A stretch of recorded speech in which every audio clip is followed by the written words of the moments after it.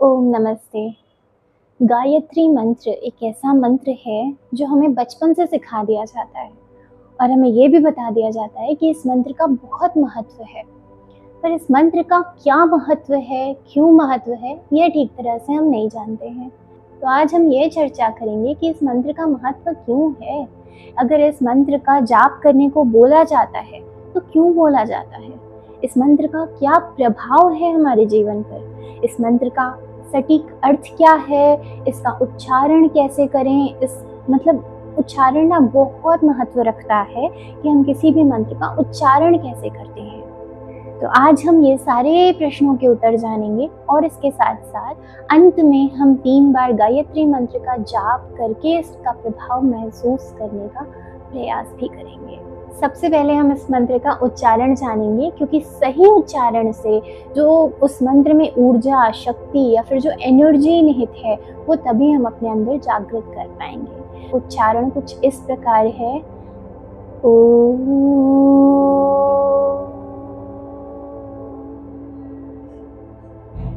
भूर्भुवः स्वः तत्सवितुर्वरेण्यं भर्गो देवस्य धीमहि धियो यो नः प्रचोदयात्। सबसे पहले हमने बोला ओम। गहरी श्वास को अंदर लेकर ओम की ध्वनि के साथ हमें श्वास को छोड़ना होता है। ओम इस पूरे ब्रह्मांड का वाइब्रेशन है, रश्मि है ओम। ओम का अर्थ होता है सर्वरक्षक, अर्थात ईश्वर जो कि सर्वरक्षक है, जो हमारी रक्षा करता है। हम ऐसे समझ लें कि वो एक शक्ति, वो शक्ति जो हमारी रक्षा करती है, उस शक्ति का नाम ओम है, उस परमात्मा का नाम ओम है। तो हमने सबसे पहले उस शक्ति को याद किया कि वो हमारे चारों तरफ है, ताकि हम अपने आप को सिक्योर्ड महसूस करें कि हाँ हम सिक्योर्ड हैं, क्योंकि हम किस शक्ति के हाथ में अपने आप को सौंप रहे हैं इस समय। ओम अर्थात सर्वरक्षक, जो सबका रक्षक है, जिससे बड़ा कोई रक्षक नहीं है, उस रक्षक के हाथ में हम अपने आप को सौंप रहे हैं। उसके बाद हमने बोला ओम भूर्भुवः। अब भूर्भुवः को अगर हम संधि विच्छेद करते हैं तो आता है शब्द भूः। भूः का अर्थ होता है प्राण प्रदाता, या फिर जो हमें प्राणों से भी ज़्यादा प्रिय है। ईश्वर हमें प्राणों से ज़्यादा प्रिय क्यों है, एक एग्जाम्पल लेके समझते हैं कि जो हमें किसी ने कोई चीज़ गिफ्ट करी, ठीक है, तो वो चीज़ हमें प्यारी होगी, बहुत प्यारी है, वो चीज़ हमें बहुत प्यारी हो सकती है, पर मुझे लगता है कि वो जो पर्सन है वो उससे भी ज़्यादा प्यारा होगा हमें, क्योंकि उसने ही वो चीज़ हमें दी। तो इसी तरीके से ईश्वर हमें प्राणों से भी ज़्यादा प्रिय है। उसके बाद बोला गया है भुवः। भुवः का अर्थ होता है दुखनाशक। अब ईश्वर दुखनाशक कैसे है, हम अगर ठीक से देखें तो इतने लोगों को दुख ही दुख है संसार में। अगर ईश्वर दुखनाशक है तो सबके दुखों का नाश कर देना चाहिए ना ईश्वर को, पर ईश्वर ऐसा तो नहीं करता है। सब लोग दुखी होते हैं, हम भी दुखी होते हैं, आप भी दुखी होते होंगे। अगर ईश्वर दुख नाशक है तो उसे तो सारे दुखों का नाश कर देना चाहिए और सबको सुखी कर देना चाहिए। इसको भी हम बहुत प्यारा सा एग्जाम्पल लेके समझने का प्रयास करते हैं कि एक छोटा सा बच्चा है प्यारा सा आपका, और वो बच्चा ना आपको बहुत प्रिय है, ठीक है। अब क्या है, वो बच्चे को ध्यान तो है नहीं, वो नासमझी में ना जा रहा है, आग उसको बड़ी प्यारी लग रही है देख के, बहुत सुंदर सा उसको प्रकाशमान कोई चीज़ लग रही है, तो वो उसके पास जा रहा है, ठीक है। वो एकदम पास पहुंच गया, हाथ डालने वाला है, और आप देख लेते हैं और आप एकदम से उसको या तो हटा देते हैं, जोर से पीछे हटा देते हैं, या एक थप्पड़ मार देते हैं, या डांट देते हैं कि ऐसा क्यों कर रहे हो, आ नहीं जाओ, ठीक है। तो अब क्या होता है, उस बच्चे को तो बुरा लगता है, बहुत बुरा लगता है कि ये हमें ऐसे डांट रहे हैं, या ये इन्होंने हमें मार दिया, वो रोने लग जाता है। उसको क्या हुआ, दुख हुआ। पर असल में देखें तो क्या होता है, अगर हम जिसको ज्ञान है वो देखेगा तो क्या कहेगा, अरे अरे ठीक किया, बचा लिया, वरना जल जाता, ठीक है। तो उस बच्चे को तो लगा क्या कि दुख हुआ उसको, तो सच में उसको ना एक बहुत बड़े दुख से बचा लिया गया। ईश्वर ऐसे ही हमें दुख से बचाता है। वो हमें बहुत बड़े बड़े दुखों से बचा रहा होता है। और कई बार हमने बहुत मोटिवेशनल लोगों से, बहुत अच्छे अच्छे लोगों से भी ये बात सुनी है कि जब हमारे लाइफ में दुख आते हैं, जब प्रॉब्लम्स आती हैं, तब हम लाइफ को बहुत अच्छे से समझते हैं, तब हम स्ट्रॉन्ग बनते हैं। मतलब बहुत लोगों से ये बात मैंने सुनी है। तो ईश्वर ऐसे ही हमें सुख की ओर प्रेरित करता है, आनंद की ओर प्रेरित करता है। अगर हमारी लाइफ में दुख नहीं आएगा तो हमें सुख का अनुभव भी कैसे हो सकता है। तो ईश्वर दुख नाशक इस तरीके से है। ईश्वर हमसे बहुत प्रेम करते हैं और वो हमें दुखों से, छोटे मोटे दुख को दिखाकर जो हमें लगता है कि वो दुख है, पर वो सच में दुख नहीं होते हैं, वो हमें बहुत बड़े और प्रॉब्लम से बचा रहे होते हैं। तो जब ज्ञान होता है हमारे अंदर, जैसे हमें पता है कि वो कांटे हैं, उसके पास जाएंगे तो चोट लगेगी, हमें पता है कि वो अग्नि है तो उसके पास जाएंगे तो गर्म लगेगा, इसलिए हम नहीं जाते और हम उस दुख से बच जाते हैं। तो जब ज्ञान होता जाता है तब हमें सुख की अनुभूति होती जाती है, तब हम दुख से बचते जाते हैं। तो इस तरीके से ज्ञान के माध्यम से ईश्वर हमारे दुखों को दूर करते हैं। उसके बाद बोला गया स्व का अर्थ होता है सुख स्वरूप। ईश्वर सुख स्वरूप है। यहाँ पे मैं आपको एक बात बताना चाहूँगी कि जो ऋषिगण हैं, जो हमारे ऋषिगण हैं जिन्होंने ईश्वर की अनुभूति करी है, वो बताते हैं कि संसार का जितना भी सुख है, मतलब जितना भी भौतिक सुख हो सकता है इस संसार का, वो सारा एक इंसान को मिल जाए, वो सारा सुख को मिला देना, तो भी ऋषिगण कहते हैं कि ईश्वर का वो 1% भी नहीं है। आप समझते हैं ना, हम छोटे छोटे सुखों के लिए परेशान रहते हैं और जब वो सुख मिल जाता है तो हमें कितना सुख, मतलब कितनी खुशी होती है अंदर से। और सारे सुख मिल जाएं और फिर भी वो ईश्वर का 1% ही रहेगा, तो इसलिए यहाँ पे ईश्वर को सबसे ज्यादा आनंद स्वरूप बोला गया है, सुख स्वरूप बोला गया है, कि वो स्वरूप ही उनका जो है वो क्या है, सुख देने वाला है। उसके बाद बोला गया है तत्सवितुर। यहाँ तक तो ईश्वर की कुछ क्वालिटीज बताई गई कि हम जिनका ध्यान करने बैठे हैं, हम जिनके पास बैठे हैं, वो कैसा है, पहले तो हमें यही पता होना चाहिए। फिर कहते हैं तत्सवितुः, तत् उस ईश्वर के लिए बोला गया है कि उस, तत् का अर्थ होता है उस, तो उस सवितुः का अर्थ होता है सकल जगत का उत्पादक, यानी कि जो इस सृष्टि की रचना करता है वो। तो यहाँ पे ये भी बता दिया गया कि ईश्वर जो है इस सृष्टि की रचना करता है, वो सकल जगत का उत्पादक है। सवितुः वरेण्यम भर्गो देवस्य। देवस्य का अर्थ है देवों का भी देव। देव कौन होते हैं? देव कौन है? जो हमें देते हैं वो देवता, जो देता है वो देवता है, वही देव है। तो देव क्या है? जो अग्नि, वायु, जल, पृथ्वी, ये सारे क्या है जो हमें देते हैं। अगर अग्नि ना हो, मैं सोच रही थी एक दिन कि अगर सूर्य ना हो तो कैसा होगा संसार। मतलब इमेजिन ही नहीं कर सकते ना हम संसार को बिना सूर्य के, नहीं कर सकते। मैं एक दिन रात में देख रही थी कि कीड़े मकोड़े आने लगते हैं, भय होने लगता है। मतलब अंधेरा होते ही ना सब भय फैलता जाता है, आक्रांतक जो है पशु पक्षी जो है आने लग जाते हैं। तो ये सारी चीज़ सूर्य के ना होने पे होती हैं। और अग्नि का बहुत सारे ऐसे कार्य हैं जो हम नहीं भी जानते हैं कि अग्नि क्या क्या हमें देती है। और जल, वायु, ये तो हम बहुत अच्छे से जानते हैं कि हमें ये जीवन देते हैं। तो ये सारी चीज़ें क्या है? देवता हैं। और ईश्वर को यहाँ पे बोला गया है देवस्य, अर्थात देवों का भी जो देव है वो ईश्वर। तो यहाँ तक तो ईश्वर की सारी क्वालिटीज़ बता दी गई कि वो सर्वरक्षक है, वो दुख नाशक है, वो प्राणों से प्रिय है, वो सुख स्वरूप है, और वो देवों का देव है, वो सृष्टि का रचयिता है। ये सारा क्वालिटीज़ ईश्वर की हमें बता दी गई। अब उसके बाद क्या बोला गया है? वरेण्यम, तत्सवितुर वरेण्यम। वरेण्यम का अर्थ हमने गुरु जी से पूछा। मेरे को पता था कि वरेण्यम का अर्थ होता है वर्ण करने योग्य, पर वर्ण करने का अर्थ भी क्या होता है? तो मैंने अपने गुरुजी से पूछा कि गुरुजी वर्ण करने का क्या अर्थ होता है? तो उन्होंने बताया, बहुत ही सुंदर अर्थ बताया कि वर्ण करने का अर्थ होता है सेलेक्ट करना। सेलेक्ट छोटी छोटी चीज़ें हम कहीं भी मार्केट जाते हैं ना, कुछ भी लेने जाते हैं ना, तो हम सेलेक्ट करके लेते हैं। चाहे हम सब्ज़ी ही क्यों ना लें, हम एक एक चीज़ चुन चुन कर लेते हैं, क्योंकि वो चीज़ अच्छी है, वो चीज़ सुखदायी है, इसलिए हम उसे लेते हैं। कोई भी चीज़ हमें अच्छी लगती है क्यों? क्योंकि वो हमें सुख दे रही होती है, तो वो सुखदायी है इसलिए हम लेते हैं। और यहाँ पे हमें पहले ही बता दिया गया कि ईश्वर सुख स्वरूप है, तो वो वर्ण करने योग्य है, मतलब हम उसे सेलेक्ट करने योग्य है, हम उसे सेलेक्ट कर सकते हैं। तो ईश्वर को हम यहाँ पे क्या कर रहे हैं? सेलेक्ट कर रहे हैं। किस लिए? क्योंकि वो सुख स्वरूप है। क्यों हम सेलेक्ट कर रहे हैं? उसके बाद बोला गया भर्गो देवस्य धीमहि।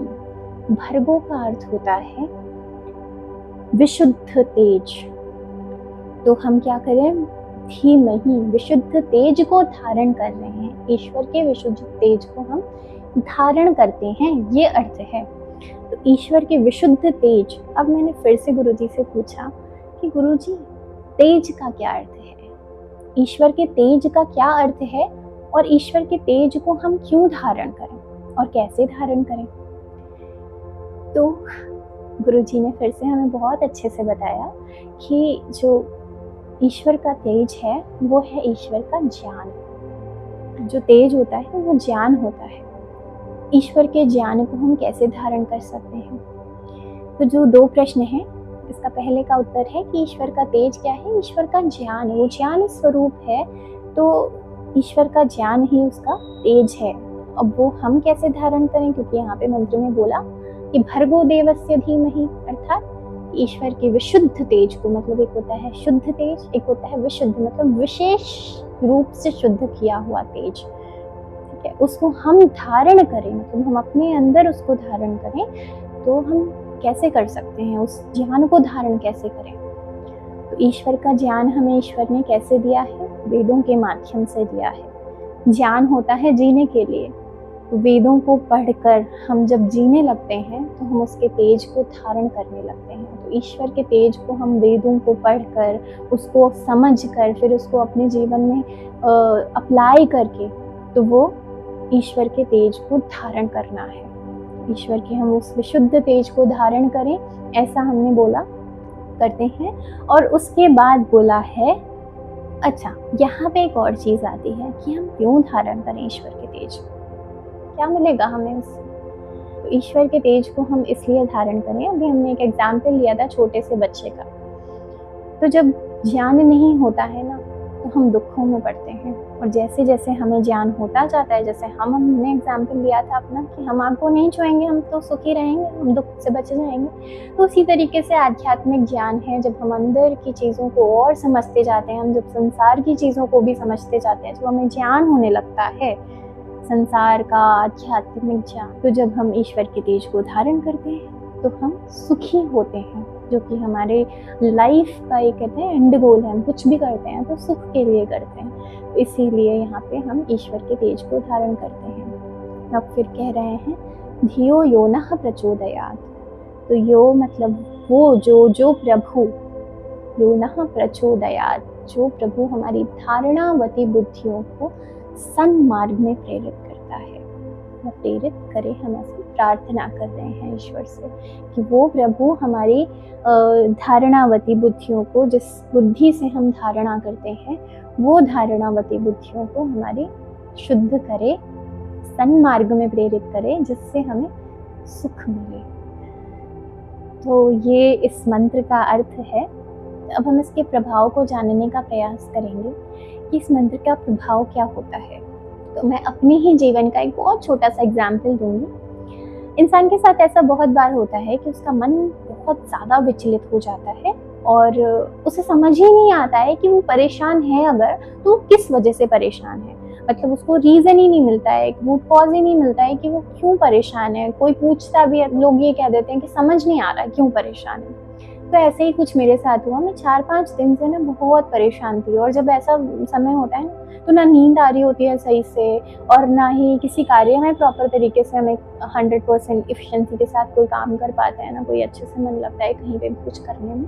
तो सेम ऐसी सिचुएशन मेरी भी हो गई थी कि मैं कुछ समझ नहीं पा रही थी कि क्या करूँ। तो मैंने अपने गुरुजी से प्रश्न किया कि गुरुजी ऐसा ऐसा हो रहा है, मैं क्या करूँ।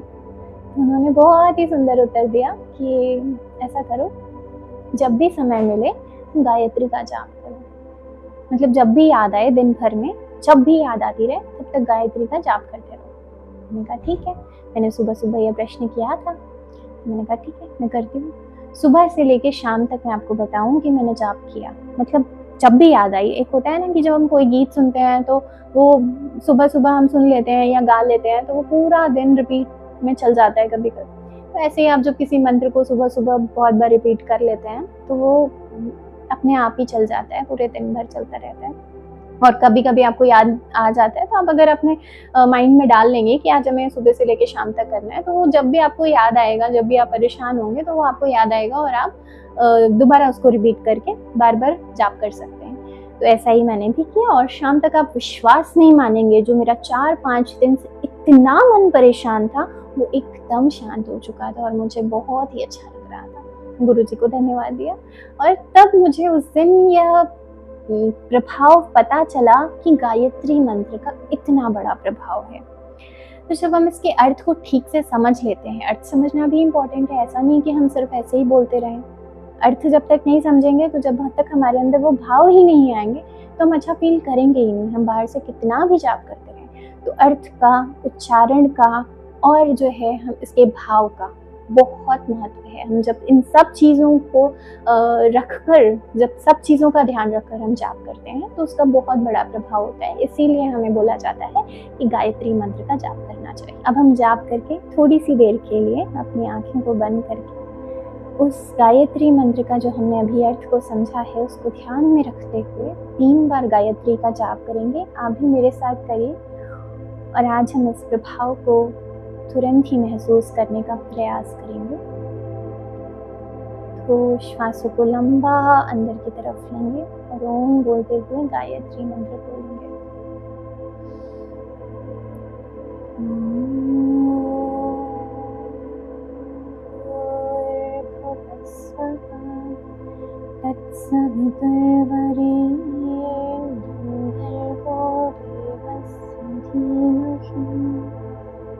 धियो यो नः प्रचोदयात्। ॐ भूर्भुवः स्वः तत्सवितुर्वरेण्यं भर्गो देवस्य धीमहि धियो यो नः प्रचोदयात्। ॐ भूर्भुवः स्वः तत्सवितुर्वरेण्यं भर्गो देवस्य धीमहि धियो यो नः प्रचोदयात्। हाथों की रगड़ से उस एनर्जी को फील करें, उस एनर्जी को पूरे अपने फेस पर, अपने शरीर पर फैलाकर ईश्वर का धन्यवाद दें। ईश्वर का धन्यवाद दें कि उन्होंने हमें यह मंत्र बोलने का, इस जीवन को प्रदान किया और इस मंत्र को बोलने का हमें यह सौभाग्य दिया, इस मंत्र को समझने का सौभाग्य दिया ताकि हम उस सुख को बहुत अच्छे से, उस परम आनंद को प्राप्त कर पाएं। मैंने इस मंत्र को जितना समझा अपनी बुद्धि के द्वारा, इस मंत्र की बहुत महिमा है। वैसे तो मैंने उतनी शायद नहीं बता पाई हूँ, 1% भी नहीं बता पाई हूँ, पर मेरे जीवन में इस मंत्र का बहुत बड़ा योगदान रहा है। तो मैं आप सभी के साथ इसीलिए इसको शेयर करना चाह रही थी, तो आज मैंने सोचा आपके साथ ये शेयर करती हूँ। आप भी अपने जीवन में किस मंत्र का क्या महत्व रहा है, और अगर गायत्री मंत्र का कोई आपके जीवन पे बहुत बड़ा प्रभाव या महत्व रहा हो, आप वो मेरे को ज़रूर शेयर करें। तो मुझे कमेंट में पढ़ना आप लोगों के बहुत अच्छा लगता है, बहुत ही अच्छे से आप लोग मेरे लिए बहुत कुछ लिखते हैं और सुझाव देते हैं, प्रश्न करते हैं, मुझे बहुत अच्छा लगता है। और कोई त्रुटि रह गई हो मुझसे तो मुझे क्षमा करें। बहुत ही छोटी सी बुद्धि से मैं बहुत बड़े ज्ञान को समझने का प्रयास करने की कोशिश कर रही हूँ और आप लोगों के साथ शेयर करने की कोशिश कर रही हूँ। कोई भी त्रुटि हो तो मुझे क्षमा करें। तो जो इस मंत्र का आपको अभी जो हमने 3 बार मंत्र का जाप किया, उससे भी अगर आपको कुछ फ़ायदा, कुछ अंदर से शांति महसूस हुई हो थोड़ी सी भी, तो वो भी हमारे साथ ज़रूर शेयर करिएगा। नमस्ते। ओम।